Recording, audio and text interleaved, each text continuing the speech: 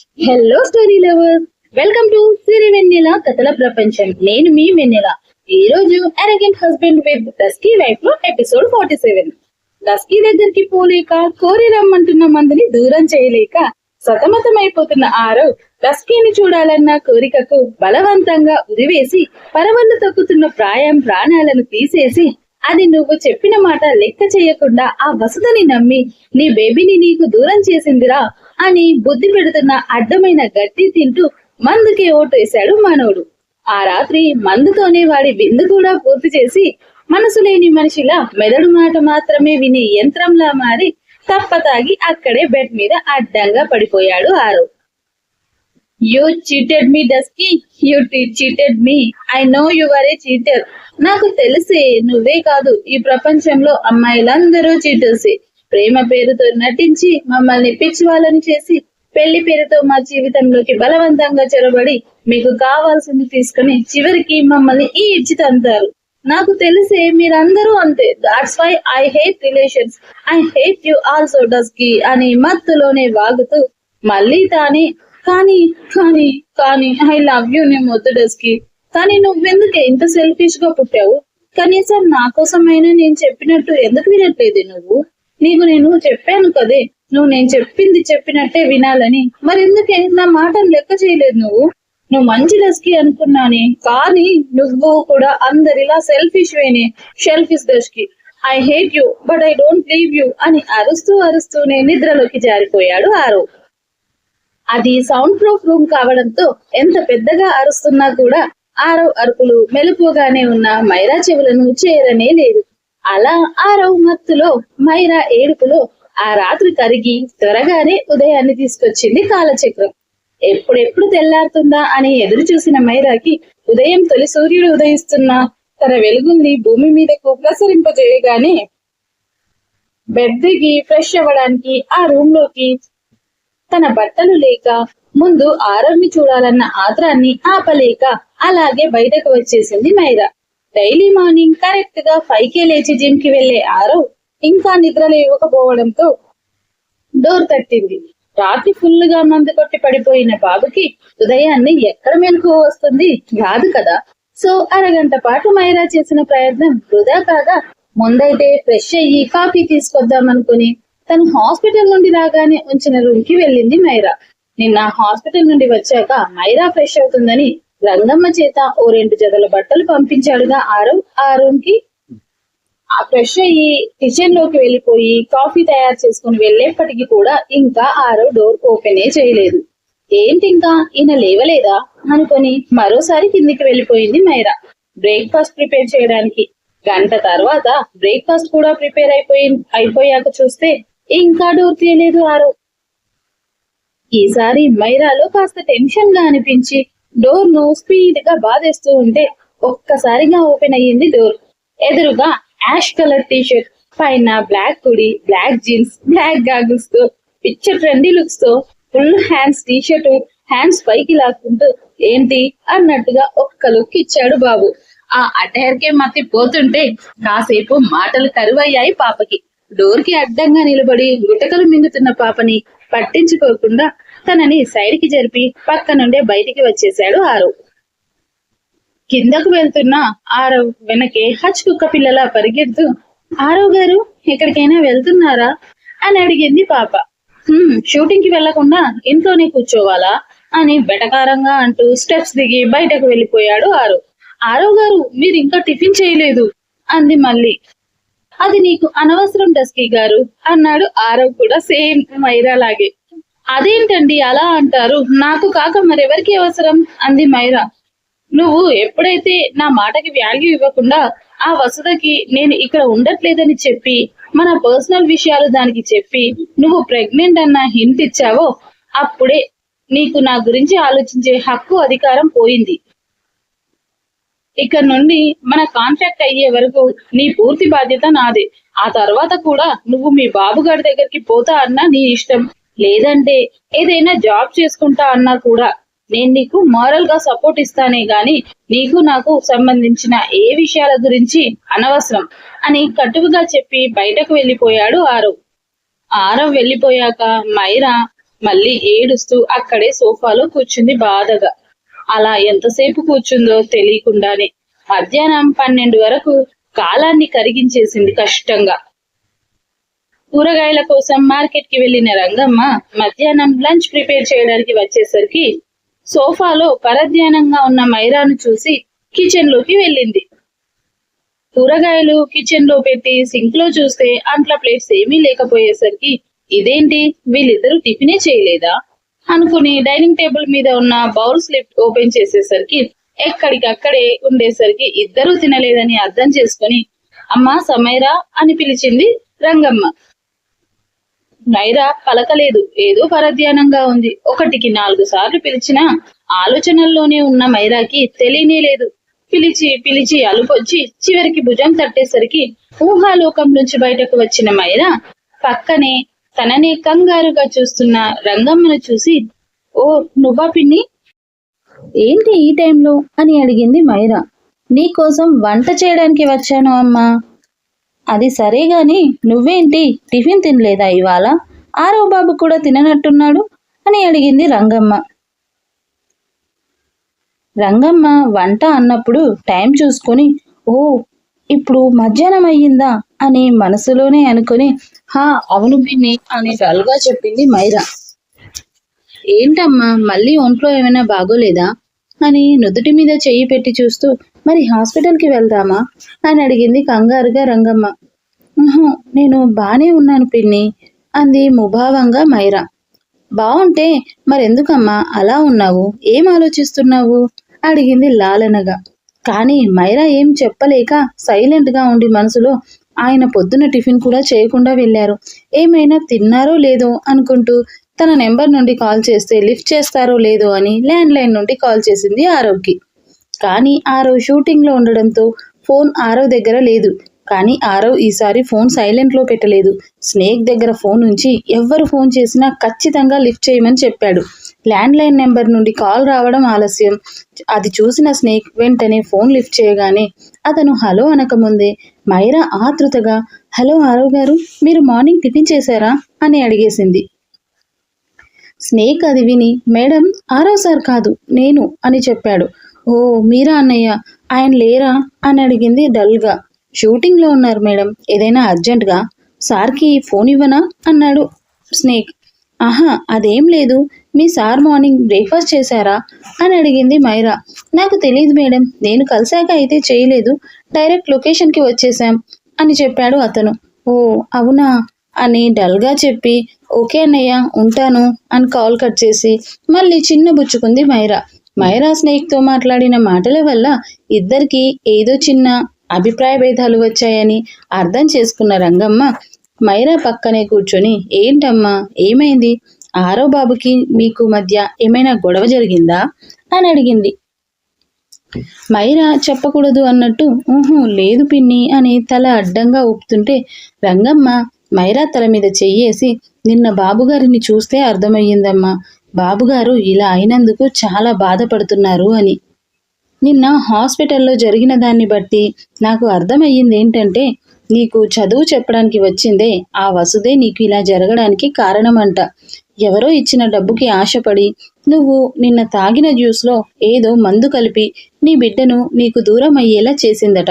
ఆవిడ అలా చేయడానికి కారణం నీ అతి మంచితనం కాదా, అమాయకత్వం కారణమంట. పాపం కదా బాబు, ఎన్నో ఆశలు పెట్టుకున్నాడు మీ బిడ్డ మీద. మీరు చిన్నప్పటి నుండి తల్లి తండ్రి ప్రేమకు నోచుకోలేదు బాబు. ఉన్న తాతయ్య ప్రేమను కూడా పంచనీయకుండా చేసింది ఆ రాక్షసి. 4 ఏళ్ల వయసు నుండే హాస్టల్లో ఉంటున్నాడు. ఎప్పుడు ఒంటరిగానే ఉన్నవాడికి సడన్ గా తన రక్తం తన బాబు అనేసరికి ఎన్నో ఆశలు పెట్టుకుని ఉంటాడు కదా. నీ నిర్లక్ష్యం వల్ల అలా జరిగేసరికి అందుకే నీ మీద కోపంగా ఉన్నాడు. ఆ బాధలో నిన్ను ఏమైనా అన్నాడేమో. కోపంలో ఏదైనా అంటే నువ్వు కాస్త సర్దుకోమైరా. పాపం ఆ బాబుకి కూడా నువ్వు తప్ప సొంత వాళ్ళు ఎవరూ లేరు అంది రంగమ్మ. రంగమ్మ చెప్పింది విన్న మైరాకి ముందేం అర్థం కాలేదు. ఎవరూ లేకపోవడం ఏంటి పిన్ని, అత్తయ్య మామయ్య వాళ్ళు ఉన్నారుగా అని అడిగింది ఆశ్చర్యంగా అయోమయంగా.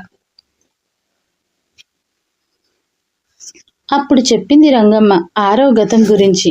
ఆ విషయాలన్నీ నేను మీకు తర్వాత చెప్తానులే గాని ఇక్కడ మైరాకి ఆరవ్ తల్లి, తండ్రి, భారతి ఇంకా మధు గురించి కొంత మాత్రమే తెలిసింది. అమన్ ఆరవ్ తమ్ముడని తెలియలేదు. ఎందుకంటే అమన్ ఇంటికి వచ్చినప్పుడు రంగమ్మ అక్కడ లేదు. పైగా రంగమ్మ అమన్ను ఎప్పుడు చూడలేదు కూడా. రంగమ్మ చెప్పింది అంతా విన్న మైరాకి కన్నీళ్లు ఆగలేదు.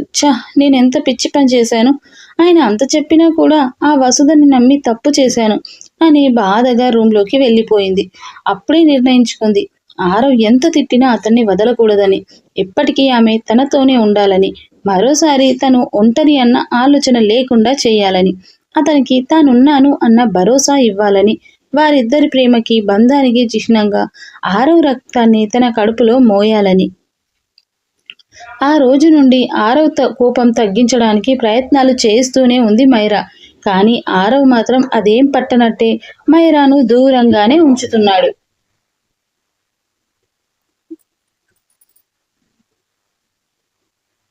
ఆఫ్టర్ 1 month ఈ నెల రోజుల్లో మైరా చాలా ప్రయత్నాలే చేసింది. ఆరవ్ మైరాతో మామూలుగా మాట్లాడుతూ ఉన్నా కూడా ఇంతకు ముందులా ఉండట్లేదు. తనని దగ్గరికి రానివ్వట్లేదు. నెల రోజుల నుండి ఆరవ్ కోపం పోగొట్టాలని ప్రయత్నించి విసిగి వేసారిపోయిన మైరా చివరికి ఓ రోజు ఎలా అయినా ఆ రోజు అతని కోపం వదిలేలా చెయ్యాలని ఫిక్స్ అయ్యింది. డైలీ ఈవినింగ్ ఆరవ్ షూటింగ్ నుండి ఇంటికి వచ్చేసరికి హాల్లో కూర్చొని అతని కోసమే ఎదురు చూస్తూ ఉండే మైరా ఆ రోజు అతని కంటపడలేదు. ఎంత మైరాను దూరం చెయ్యాలి అనుకున్నా తనని దూరం చెయ్యలేక, అలా అని తనకు తగిలిన ఎదురు దెబ్బలకు దగ్గరికి తీయలేక మధ్యలోనే నలిగిపోయే ఆరవ్కి కాస్త ప్రశాంతత రోజు అతను వచ్చేసరికి ఆమె అలా అతని కోసం ఎదురు చూడడమే. అలాంటిది ఆ రోజు మైరా హాల్లో లేకపోయేసరికి ఒకంత అసహనం హాల్లోనే మొదలయ్యింది ఆరవ్కి. లోపలికి వస్తూనే ఇల్లంతా కళ్ళతోనే స్కాన్ చేస్తున్న ఆరవ్ను మైరా తన స్టడీ రూమ్ నుండి గమనిస్తూనే ఉంది. హాల్, కిచెన్ ఇంకా కింద ఫ్లోర్ మొత్తం 360 degrees లో మొత్తం స్కాన్ చేశాక కూడా కనపడని మైరా మీద మరోసారి కోపం కట్టలు తెంచుకొని, "ఒసై డస్కీ, ఎక్కడికి వెళ్ళావే? రోజు ఇక్కడేగా చేస్తావు నేను వచ్చేసరికి" అని మనసులోనే తిట్టుకొని ఉసూరుమంటూ మెట్లెక్కాడు ఆరవ్. నేరుగా తన రూమ్ లోకి వెళ్లకుండా పక్కనే ఉన్న మైరా రూమ్ ఎదురుగా నిలబడి డోర్ హ్యాండిల్ పెట్టుకుని ఓపెన్ చెయ్యాలా వద్దా అని 10 నిమిషాలు తటపటాయించిన ఆరవ్ మైరా కనిపించని కొద్దిసేపటికే మైండ్ అంతా పిచ్చెక్కినట్లు అనిపిస్తుంటే ఏదైతే అదైందని డోర్ ఓపెన్ చేసేశాడు. కానీ ఆ రూమ్ లో కూడా మైరా జాడలేక ఖాళీ బెడ్ వెక్కిరించేసరికి ఇక అసహనాన్ని తట్టుకోలేని ఆరవ్ డస్కీ అని అరిచేశాడు గట్టిగా. ఆరవ్ పైకి వెళ్ళినప్పుడే కిచెన్ లోకి చొరబడిన మైరా వెళ్ళేప్పుడే తన కోసం ఆరవ్ వెతుకులాటకి నవ్వుకొని కిచెన్ లో నుండి అతనికి బదులిచ్చింది. కిచెన్ లో నుండి వినబడిన మైరా వాయిస్ కి రూమ్ లోంచి బయటకు వచ్చి రైలింగ్ దగ్గర నిలబడి చూశాడు ఆమె కోసం. కానీ మైరా కిచెన్ లో నుండే, "ఆరవ్ గారు, మీరు ఫ్రెష్ అయి వచ్చేయండి, నేను డిన్నర్ ప్రిపరేషన్స్ కంప్లీట్ చేసి టేబుల్ మీద సర్దేస్తానాలోపు" అంది. మైరా కనబడకుండా వినబడుతున్న గొంతుకి ఆరవ్లో అసహనం మరింత ఎక్కువవుతుంటే, ఆ ముక్క ఏదో కిచెన్ నుంచి బయటకు వచ్చి కూడా చెప్పి చావచ్చుగా అని మనసులోనే అనుకుంటూ, "జిడ్డు డస్కీ, ఎప్పుడు చూడు ఆ కిచెన్ లోనే మగ్గిపోయి ఇంకా డస్కీగా అయిపోవే" అని తిట్టుకుంటూ తన రూమ్ లోకి వెళ్ళిపోయాడు ఆరవ్. తనను తిట్టుకుంటున్నప్పుడు ఆరవ్ ఫేస్ ని దొంగచాటుగా చూసి సిగ్గుతో బుగ్గలు ఎరుపెక్కించుకుంది పాప. ఆరవ్ వెనక్కి తిరగగానే నవ్వుకుంటూ, "నేను కనబడకపోతే ఒక్క పూట తోచదు గాని ఒప్పుకోవడానికి మాత్రం ఎక్కడి లేని ఈగో అడ్డొస్తుంది ఈయనకి" అనుకుంటే, "ఈ రోజు ఎలా నన్ను దూరం పెడతారో నేను చూస్తాను" అని మనసులోనే నవ్వుకుంటూ డిష్ బౌల్స్ అన్ని డైనింగ్ టేబుల్ మీద సర్దుతూ 1, 2 అని లెక్క పెట్టుకుంటూ 3 అనేలోగా డస్కీ అన్న ఆరవ్ పిలుపు విని అది తను ఊహించిందే అవడంతో ఆ అరుపుకి నవ్వుకొని ఆ తర్వాత జరిగేది తెలుసు కాబట్టి కిచెన్ లోకి వెళ్ళిపోయింది పాప. అసలు రూమ్ లోకి వెళ్లేసరికి ఏమైందంటే, చిరాగ్గా డోర్ తీసిన వాడికి ముక్కు పుటాలు అదిరే రేంజ్ లో జాస్మిన్ వాసన మత్తు గొల్పించే లావెండర్ ఫ్రేగ్రెన్స్ నాసికాన్ని అద్దరగొడుతుంటే, ముందు మత్తుగా కళ్ళు మూసి గుండెల నిండుగా ఆ సువాసనను పీల్చుకొని మళ్ళీ ఏదో గుర్తు రావడంతో టక్కున కళ్ళు తెరిచి రూమ్ అంతా కళ్ళతోనే జల్లెడబట్టాడు. ఆ సువాసన రానైతే వస్తుంది కానీ దానికి సంబంధించినదేది అక్కడ కనిపించలేదు అతనికి. అంటే మన ఇంటెలిజెంట్ పాప తెలివిగా ఆ ఫ్రేగ్రెన్స్ ఫ్లవర్ ని బెడ్ కింద దాచిపెట్టేసింది. పైగా డైలీ కన్నా ప్లెజెంట్ గా ఉంది room. Pure white curtains and pure white bedsheet పైన రెడ్ కలర్ తో 2 హార్ట్ సింబల్స్ ని సైన్ చేసి, రెడ్ వెల్వెట్ బ్లాంకెట్ అదంతా చూసి అది డస్కీ పని అని గెస్ చేసి, దీనికి ఎన్నిసార్లు చెప్పినా నా రూమ్ లోకి రావద్దని, నేను డైలీ ఒక్కసారన్నా చెప్పడం, అది డైలీ 10 సార్లైనా రావడం బాగా అలవాటైపోయింది దీనికి అని కోపంగా డస్కీ అని అరిచాడు. ఇది జరిగింది. బట్ ఇదంతా ముందే గెస్ చేసిన మన ఇంటెలిజెంట్ డస్కీ పాప కిచెన్ లోకి జంపింగ్ అన్నమాట. అరుస్తూనే రూమ్ లోంచి బయటకు వచ్చిన ఆరవ్కి మళ్ళీ మైరా కనబడకపోయేసరికి ఇక బీపీ మీటర్ బద్దలైపోయి, ఒసై డస్కీ, ఏం రోగం వచ్చి చచ్చిందే నీకు? వచ్చిన దగ్గర నుండి చూస్తున్నా నాకు కనబడకుండా దాక్కొని చేస్తున్నావు అన్నాడు కోపంగా. ఆరవ్ ఫ్రస్ట్రేషన్ కి మైరాకి పిచ్చి నవ్వు వస్తుంటే కష్టంగా ఆపుకొని, ప్లీజ్ ఆరవ్ గారు, కిచెన్ లో పని ఇంకా పూర్తి కాలేదు. ఇప్పుడు బయటకు వస్తే రోటీ మాడిపోతుంది. మీరు ముందు ఫ్రెష్ అయ్యి వచ్చేయండి, ఆ లోపు నా పని అయిపోతుంది అని సమాధానం ఇచ్చింది నవ్వు ఆపుకుంటూనే. మైరా సమాధానానికి ఆరవ్కి మెంటల్ పీక్స్ లోకి వెళ్లిపోయి ఆ కిచెన్ లోనే ఆ పెనంతోనే చావే మెంటల్ డస్కీ, జిడ్డు dusky, waste dusky, brainless dusky అని మళ్ళీ డస్కీ తిట్ల ప్రవాహాన్ని కొనసాగిస్తూ రూమ్ లోకి వెళ్లిపోయాడు ఆరవ్. అరగంట తర్వాత ఫ్రెష్ అయ్యి బ్లాక్ టీ క్రీమ్ షాట్ తో బయటకు వస్తూ కిందికి వచ్చి మళ్ళీ ఓసారి డైనింగ్ టేబుల్ దగ్గర చూశాడు. చా, అప్పుడు లేదు పాప అక్కడ, ఇంకా బయటకు రాలేదా ఇది అని అనుకుంటూ, ఈ పిచ్చిదానికి ఇవాళ ఏం పిచ్చి పట్టింది, ఇంతసేపు కిచెన్ లోనే ఏం చేస్తుంది, ఇప్పుడు వడ్డించడానికైనా రావాల్సిందే కదా, అప్పుడు ఎలా దాక్కుంటుందో నేను చూస్తాను అనుకుని పంతంగా వెళ్లి డైనింగ్ టేబుల్ దగ్గరికి వెళ్లి కూర్చున్నాడు ఆరవ్ కిచెన్ వైపే చూస్తూ. కూర్చున్నాడు కానీ వెయిట్ చేసే పేషెన్స్ ఎక్కడుంది మనోడికి? కూర్చున్న 1/2 నిమిషానికే అరవడానికి నోరు తెరిచే లోపు కిచెన్ లోంచి బయటకు వచ్చింది డస్కీ బేబీ. ఉల్లిపాయ రంగు చీరలో 8 ఫీల్డ్స్ తో సన్నగా పెట్టిన పవిట హెయిర్ ని లూజ్ గా వదిలేసి 1 సైడ్ కి పిన్ పెట్టి, మిగతా అంతా హెయిర్ మొత్తం ఒకే వైపు నుండి షోల్డర్ పై నుండి ముందుకు వేసుకొని హరివిల్లులా తీర్చిదిద్దిన కనుబొమ్మల నడుమ తెల్లటి నక్షత్రం లాంటి చిన్న వైట్ స్టోన్ స్టిక్కర్, ముక్కుకి అతి చిన్న ముత్యపు ముక్కు పుడక, బ్లషింగ్ అవసరం లేకుండానే అతను చూస్తున్న చూపుకి ఎరుపెక్కిన బుగ్గలు, అతనికి ఎంతో ఇష్టమైన లేత తమలపాకుల్ని తలపించే పెదాలకు లైట్ పింక్ కలర్ లిప్స్టిక్ కూడా లైట్ గా వేసి కిచెన్ లోంచి నడుచుకుని వస్తుంటే ఆరవ్ అరుపు గొంతు దాటి బయటకు రాలేదు. అతని షాక్ లో ఉండగానే ఆరవ్ పక్కకు వచ్చి ప్లేట్ తిప్పి రోటీ పెట్టింది ప్లేట్ లో. ఆమె అతని పక్కకు రాగానే చంద్రపు గంధపు సువాసన, సహజ పరిమళం అతని ముక్కుని తాకగానే స్ట్రావ్స్ లోంచి బయటకు వచ్చి పక్కకు చూసేసరికి ప్లేట్ లో రోటీ పెట్టి కర్రీ బౌల్ ని కావాలని కాస్త దూరంలో పెట్టడం వల్ల అతని ముందు నుండే బౌల్ కోసం బెండ్ అవ్వడం. ఇంకేముంది, ఆకాశంలో అమావాస్య తర్వాత రోజుల్లో నిండుతనాన్ని ఇంకా సంతరించుకొని అరచంద్ర వంక కళ్ళ ముందే ప్రత్యక్షమై బాబు గుండెల్లో గుబులు పుట్టించింది. ఏం తినక ముందే గ్లాస్ వాటర్ ని గుటుక్కుమనిపించిన ఆరవ్కి తన ప్రమేయంతో పని లేకుండానే ఆ నెలవంకను చుట్టేయమని చేతులు పోరు పెడుతుంటే కష్టంగా వాటిని కట్టడి చేస్తూ కళ్ళు మూసేశాడు గట్టిగా. ఆరవ్ పాటలకి నవ్వుకుంటూనే ఉన్న డస్కీ పాప ప్లేట్ లో కర్రీ పెట్టి, ఆరవ్ గారు తినండి అంది. తను కూడా పక్కనే కూర్చొని ప్లేట్ లో వడ్డించుకుంటూ. కళ్ళు ప్లేట్ కి అంకితం చేసి అంటూ హడావిడిగా తింటున్న ఆరవ్కి పొలమారి మరో అగ్ని పరీక్షకి రంగం సిద్ధం చేసింది. అయ్యయ్యో ఆరవ్ గారు అంటూ లేచి చీర కొంగుని బొడ్డున దోపి తన పక్కనే నిలబడి తలపై చిన్నగా తడుతూ వాటర్ కోసం మరోసారి స్ప్రింగ్ లా మరోవైపు బెండ్ అయ్యింది పాప. ఇంకేముంది, ఈసారి పూర్ణచంద్ర బింబాన్ని పోలిన బ్లాక్ హోల్ దర్శనం ఇచ్చి మన ఆరవ్ బాబు ఆగ్రహానికి అగ్ని పరీక్ష పెట్టింది. ఆగ్రహం తెచ్చుకోలేడు, అలా అని నిగ్రహాన్ని వదులుకోను లేడు. పక్కనే ఉండి వాటర్ పట్టిస్తుంటే తాగేసి గబగబా ఒకే రోటీ తిని ఇక నాకు చాలు అని రూమ్ లోకి వెళ్లిపోయాడు ఆరవ్. మైరా పిలుస్తున్నా ఆగకుండా వెళ్తున్న ఆరవ్ ని చూస్తూ నవ్వుకొని, ఇప్పుడు ఎలా దారికి రారో నేను చూస్తాగా అంటూ తను కూడా ఒకే రోటీతో డిన్నర్ ఫినిష్ చేసి డైనింగ్ టేబుల్ సర్దేస్తుంది.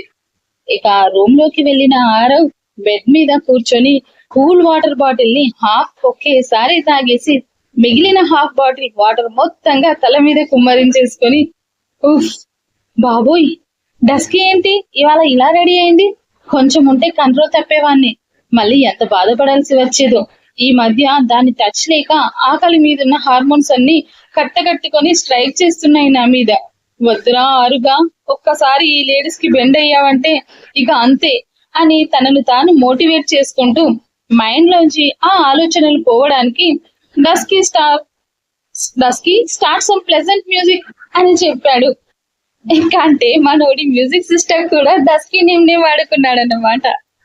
డోర్ దగ్గరికి వచ్చిన సౌండ్ కి తల తిప్పి చూసేసరికి ఉల్లిపాయ రంగులో ఉన్న ఉల్లి పొర లాంటి చీర కట్టుకొని ఈసారి ఫిల్స్ ని తీసేసి సింగల్ పొర వేసింది.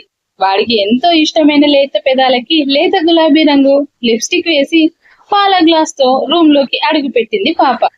సరిగ్గా అప్పుడే మన డస్కీ పాప సాంగ్ స్టార్ట్ చేసింది. బ్యాక్గ్రౌండ్ లో సమ్మోహనుడా పెరవిస్తా నీకు కొంచెం కోరుకోరా అంటూ వాడి చెవులకి మాత్రమే ప్రత్యేకంగా వినిపిస్తుంటే టెంప్ట్ గా ఉన్న ఆమె పెదాలను చూసి వాడు పెదాలు తడుపుకుంటుంటే, ఇష్టాసకుడా నడుమిస్తా నీకు నలుగే పెట్టేకోరా అని సెకండ్ లైన్ వచ్చింది మన డస్కీ సిస్టమ్ నుండి.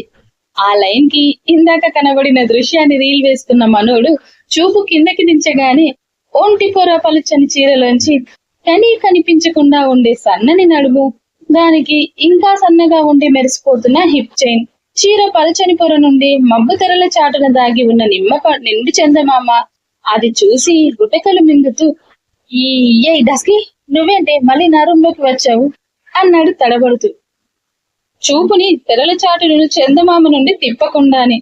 అంటే అది మీకు ఆకలేస్తుంది కదా ఆరవ్ గారు అంది మైరా సాగదీస్తూ. ఆ ఆకల అని పైకి అని ఇదే ఆకలంటుంది అని మనసులో అనుకున్నాడు ఆరవ్. అంటే మరి మీరు డిన్నర్ సరిగ్గా చేయలేదు కదా, అందుకే మీకోసం పాలు తీసుకొచ్చా, తాగండి అని పాలు ఆరవ్ ముందు పెట్టింది మైరా.